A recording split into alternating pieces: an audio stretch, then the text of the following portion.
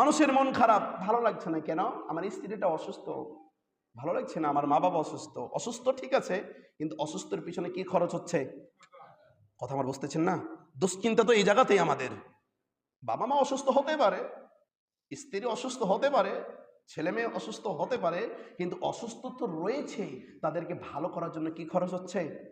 টাকা পয়সা।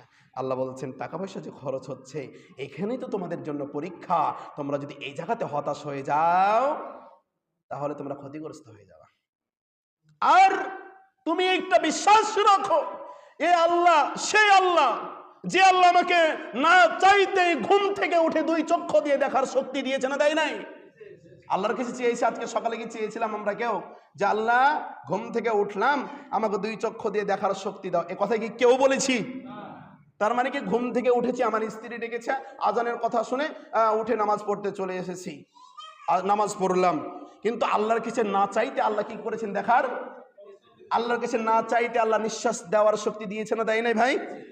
আল্লাহ হাজারো মানুষকে মেডিকেলে ভর্তি করে রেখেছে।